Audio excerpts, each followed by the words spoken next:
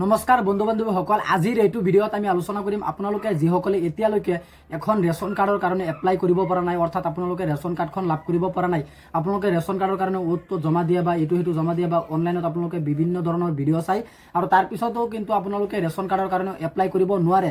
গতিকে মই আজি আপোনালোকক দেখুৱাই দিম যে আপুনি এজন অসমৰ বাসিন্দা হিচাপে আপুনি কেনেকৈ ৰেচন কাৰ্ডৰ গৰাকী হ'ব পাৰিব বা ৰেচন কাৰ্ডখন আপোনাৰ নামত আপুনি কেনেকৈ লাভ কৰিব পাৰিব আৰু প্ৰতি মাহে আপোনালোকে যেটো আমি ৰেচনৰ যেটো চাউল কওঁ সেই চাউলটো আপোনালোকে কেনেকৈ লাভ কৰিব পাৰিব।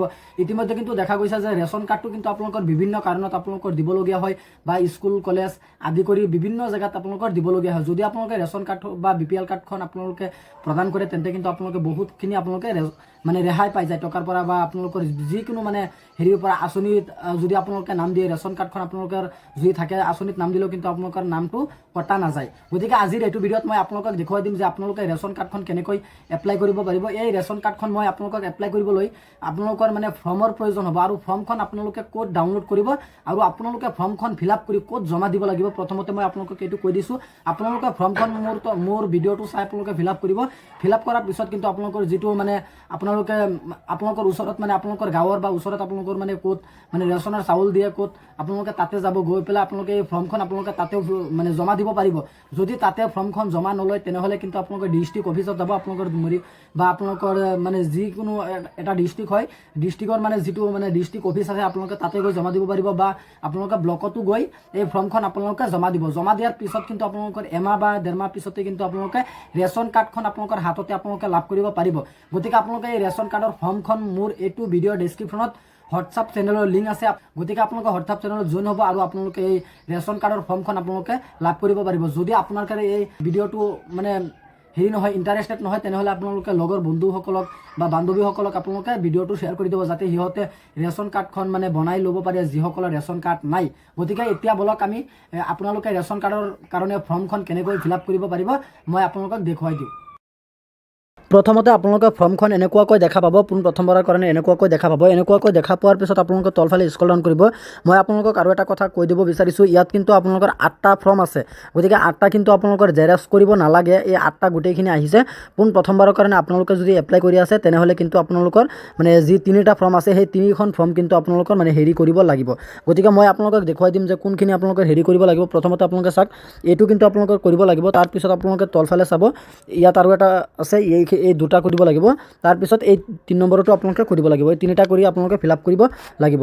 গতিকে এতিয়া মই আপোনালোকক দেখুৱাই দিম যে আপোনালোকে কেনেকৈ ফিল আপ কৰিব পাৰিব বা আপোনালোকৰ কি কি লাগিব।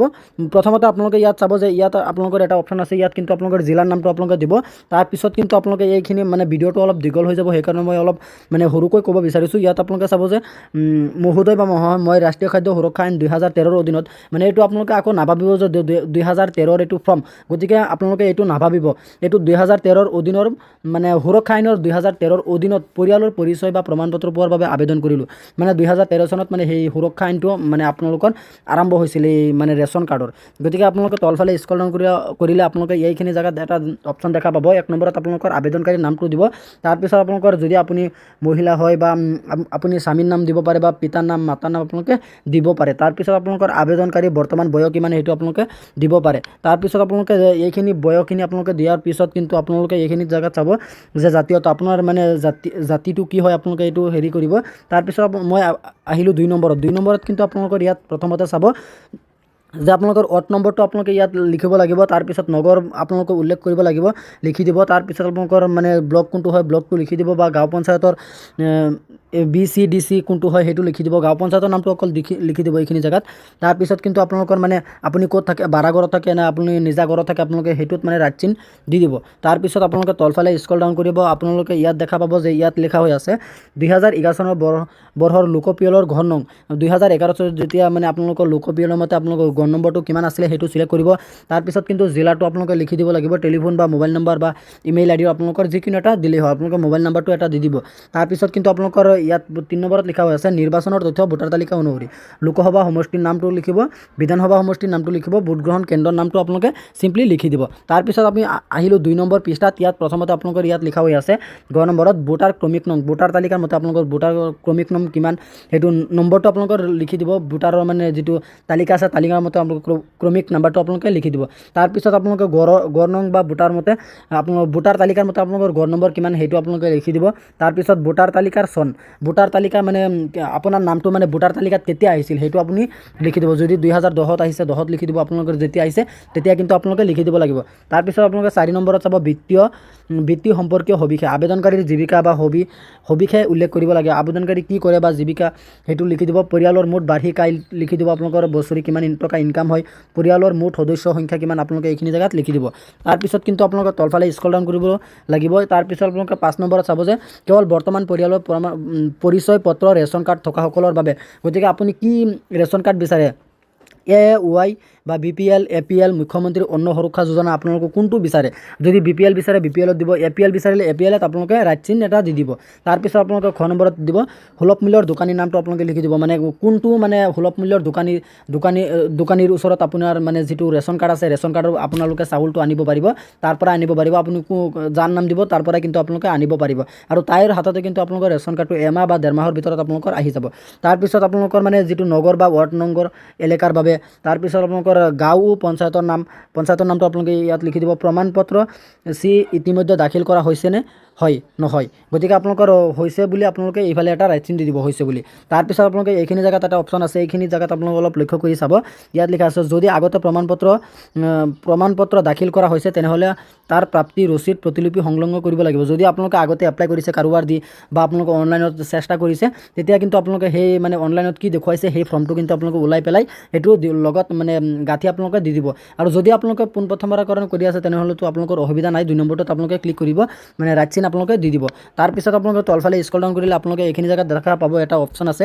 এইখিনিত কিন্তু সকলোৱে অলপ ভুল কৰে, সেইকাৰণে কিন্তু সেইসকলে ৰেচন কাৰ্ডখন লাভ কৰিব নোৱাৰে, বা যিসকলে এপ্লাই কৰি দিয়ে সেইসকলে কিন্তু অলপ জানি বুজি ভুল কৰি দিয়ে। প্ৰথমতে কিন্তু এইখিনি জেগাত কিন্তু আপোনালোকৰ যিটো ব্ৰেকেট দিয়া হৈ আছে এইখিনি জেগাত খালী জেগাটোত আপোনালোকৰ মানে আবেদনকাৰীৰ নামটো আপোনালোকে চিম্পলি আবেদনকাৰীৰ নামটো আপোনালোকে লিখি দিব। তাৰপিছত আপোনালোকে তলফালে স্ক্ৰল ডাউন কৰিব লাগিব। স্ক্ৰল ডাউন কৰিলে আপোনালোকে এইখিনি জেগাত দেখা পাব আপোনালোকে মানে যেতিয়া মানে হেৰি কৰিব, মানে যিদিনাখন আপোনালোকে এই ফৰ্মকেইটা মানে জেৰক্স কৰি বা আপোনালোকে ফিল আপ কৰি যেতিয়া জমা দিব সেই ডেটটো কিন্তু আপোনালোকে এইখিনি জেগাত লিখিব লাগিব। তাৰপিছত কিন্তু ইয়াত লিখা হৈছে আবেদনকাৰী চহী বা সোঁহাতৰ টিপ চহী, আপোনালোকে আবেদনকাৰী চহীটো কৰিব আৰু সোঁহাতৰ আপোনালোকৰ টিপটো আপোনালোকে দিব লাগিব। গতিকে আপোনালোকে মানে অলপ ভালদৰে মানে হেৰি কৰিলে কিন্তু আপোনালোকে ৰেচন কাৰ্ডখন আপোনালোকে লাভ কৰিব পাৰিব। ভিডিঅ'টো আপোনালোকে একেবাৰে প্ৰথমৰ পৰা শেষলৈ চাই থাকিব। তাৰপিছত কিন্তু আপোনালোকৰ মানে এই কাগজ পত্ৰখিনিৰ লগত আপোনালোকৰ কি দিব লাগিব। ধৰি লওক প্ৰথমতে ইয়াত লিখা হৈ আছে পূৰ্ণ কৰা প্ৰমাণপত্ৰ বা নতুন আবেদনকাৰীৰ বাবে আপোনালোকৰ মানে যিকোনো মানে Aadhaar card, PAN card, voter ID আপোনালোকে এখন দিব পাৰে। তাৰপিছত প্ৰমাণপত্ৰৰ ৰচিদ, চলি থকা পৰিয়ালৰ পৰিচয় পত্ৰ গৰাকীৰ বাবে। গতিকে আপোনালোকে প্ৰথমতে এই ওপৰত আপোনালোকক কোৱা হৈছিল যে আপোনালোকৰ পৰিয়ালৰ সদস্য কিমান আছে। সদস্য যদি আপোনালোকৰ 2জন আছে বা 3জন আছে, 4জন আছে, 5জন আছে, 6জন আছে, গোটেইখিনিৰ কিন্তু আপোনালোকে আধাৰ কাৰ্ড দিব পাৰে বা আপোনালোকৰ বাৰ্থ চাৰ্টিফিকেট দিব পাৰে, বা আপোনালোকে মানে কাৰোবাৰ যদি বুট হৈ গৈছে আপোনালোকে ভোটাৰ আইডিখন দিব পাৰিব। গতিকে আপোনালোকে তলফালে স্ক্ৰল ডাউন কৰিব। স্ক্ৰল ডাউন কৰিলে আপোনালোকে এইখিনি জেগাত এটা অপশ্যন পাব। ইয়াত কিন্তু আপোনালোকৰ স্থানীয় কাৰ্যালয়ৰ মানে যিটো হেৰি আছে এইখিনি কিন্তু আপোনালোকৰ মানে ফিল আপ কৰিব নালাগে। ইয়াত মানে আপোনালোকৰ ফিল আপ কৰিব নালাগে, ইয়াত মানে তাৰ পৰা এখন মানে ফিল আপ কৰি দিব। আৰু আপোনালোকে কিন্তু চিম্পলি এইখিনি জেগাত মানে আপোনালোকে এইখিনি জেগাত খালি এটা মানে ফটো আপোনালোকে দি দিব। আৰু কাৰ্ডৰ ধৰণ কোনটো আপোনালোকৰ হয়, মানে ওপৰত আপোনালোকে BPL বা APL আপোনালোকে চিলেক্ট কৰিছিলে, সেইকাৰণে কিন্তু আপোনালোকে এইখিনি জেগাত একো কৰিব নালাগে। আপোনালোকে চাওক প্ৰথমতে মই আপোনালোকে মানে যিকেইটা ষ্টেপ চাইছিলে সেইকেইটা কিন্তু ইয়াত আছে। প্ৰথমতে আপোনালোকে ইয়াত চাব যে কাৰ্ড নম্বৰৰ বৰ্তমান পৰিয়ালৰ মুৰব্বী সবিশেষ বা পৰিয়ালৰ মুৰব্বীৰ নাম, পিতৃৰ নাম, মাতৃৰ নাম, স্বামী স্ত্ৰীৰ নাম বা জন্মৰ তাৰিখ বা লিংগ, বয়স, এইখিনি আপোনালোকে মানে এইখিনি কৰিব নালাগে। যদি আপোনালোকে কৰিব পাৰে তেন্তে আপোনালোকে কৰিব পাৰিব। তাৰপিছত কিন্তু আপোনালোকৰ এইখিনি জেগাত দিব লাগিব পৰিয়ালৰ মুৰব্বী, আপোনালোকৰ পৰিয়ালৰ মুৰব্বী কোন, বা আপোনালোকৰ পিতৃৰ মাতৃৰ নাম কি, এই মাতৃৰ নামটো আপোনালোকে এইখিনি জেগাত দিব। তাৰপিছত কিন্তু আপোনালোকে এইফালে চাব স্বামীৰ নামটো আপোনালোকে দিব, যদি আপোনালোকৰ বিয়া হৈছে স্বামীৰ নামটো আপোনালোকে দি দিব পাৰিব। তাৰপিছত আপোনালোকৰ জন্ম তাৰিখ কোনটো হয়, আপুনি আপোনাৰ কাৰণে যদি এপ্লাই কৰি আছে আপোনাৰ জন্ম তাৰিখ কোনটো হয়, আপুনি মতা হয় নে মাইকী হয়, আপোনালোকে কোনটো দিব সেইটো চিলেক্ট কৰিব। তাৰপিছত আপোনালোকৰ মানে যিটো আপোনালোকৰ লেণ্ডলাইন ফোন নং মোবাইল নম্বৰটো আপোনালোকৰ দিব লাগিব এইখিনি জেগাত। তাৰপিছত কিন্তু আপোনালোকৰ বেংকৰ একাউণ্ট নাম্বাৰটো আপোনালোকে এইখিনি জেগাত দিব লাগিব। একাউণ্ট নাম্বাৰটো বেংকৰ একাউণ্ট নাম্বাৰটো চুটি কৰি লিখিব, বেংকৰ নাম আৰু শাখাটো আপোনালোকে লিখিব, অকল বেংকৰ নামটো লিখিব। তাৰপিছত কিন্তু আপোনালোকে তলফালে স্ক্ৰল ডাউন কৰিব। স্ক্ৰল ডাউন কৰিলে আপোনালোকে এইখিনি জেগাত দেখা পাব যে BPLৰ ক্ৰমিক নম্বৰটো আপোনালোকে এইখিনি জেগাত দিব লাগিব, ক্ৰমিক নম্বৰ। যদি এইটো আপোনালোকে কৰিব নালাগে, অফিচৰ পৰা কৰি দিব। তাৰপিছত কিন্তু আপোনালোকে তলফালে স্ক্ৰল ডাউন কৰিব। স্ক্ৰল ডাউন কৰিলে আপোনালোকে এইখিনি জেগাত এটা অপশ্যন পাব 11 নম্বৰ, বৰ্তমানৰ ঠিকনা আপোনালোকৰ বৰ্তমানৰ ৰাজ্য কোনটো হয়, অসম, মহকুমা কোনটো হয়, ডিষ্ট্ৰিক্ট কোনটো হয়, বা আপোনালোকৰ চক্ৰ মানে কোনটো হয় আপোনালোকে সেইটো দি দিব। তাৰপিছত কিন্তু বাকী মানে যিখিনি ফৰ্ম আছে এই ফৰ্মখিনি কিন্তু আপোনালোকৰ ফিল আপ কৰিব নালাগে। গতিকে আপোনালোকক মই এইখিনি দেখুৱাই দিছোঁ। আপোনালোকে ফৰ্মটো হোৱাটছআপ চেনেলত পাই যাব। আপোনালোকে জইন হ'ব। জইন হোৱাৰ পিছত কিন্তু আপোনালোকে এই মানে ফৰ্মকেইটা আপোনালোকে জেৰক্স কৰি মানে মই আপোনালোকক যেনেকৈ মানে দেখুৱাইছোঁ যে কেনেকৈ আপোনালোকৰ ফিল আপ কৰিব লাগিব, আপোনালোকে তেনেকৈ ফিল আপ কৰিব। ফিল আপ কৰাৰ পিছত কিন্তু আপোনালোকে ডিষ্ট্ৰিক্ট অফিচত জমা দিব, বা আপোনালোকৰ মানে য'ত মানে ৰেচন কাৰ্ডৰ চাউল দিয়ে আপোনালোকৰ ওচৰে পাজৰে আপোনালোকে তাত কিন্তু জমা দিব পাৰিব। আৰু যদি আপোনালোকৰ তৰফৰ পৰা কিবা এটা বিচাৰে আপোনালোকে পইচা কিন্তু আপোনালোকে কাকো নিদিব, আপোনালোকে ডাইৰেক্ট গৈ ডিষ্ট্ৰিক্ট অফিচত জমা দিব, আৰু আপোনালোকৰ কেইদিনমানৰ ভিতৰতে কিন্তু আপোনালোকৰ ৰেচন কাৰ্ডখন আপোনালোকে লাভ কৰিব পাৰিব। গতিকে আজি ইমানখিনি আছিলে আপোনালোকক দিবলগীয়া ইনফৰমেশ্যন। আশা কৰিছোঁ ভিডিঅ'টো চাই ভাল পালে। যদি ভিডিঅ'টো চাই ভাল পালে তেন্তে ভিডিঅ'টোত এটা লাইক কৰি দিব, আৰু আপুনি যদি আমাৰ চেনেলত নতুন আছে প্লিজ আমাৰ চেনেলটো ছাবস্ক্ৰাইব কৰিবলৈ নাপাহৰিব। ধন্যবাদ থাকিল সকলোলৈ। জয় আই অসম।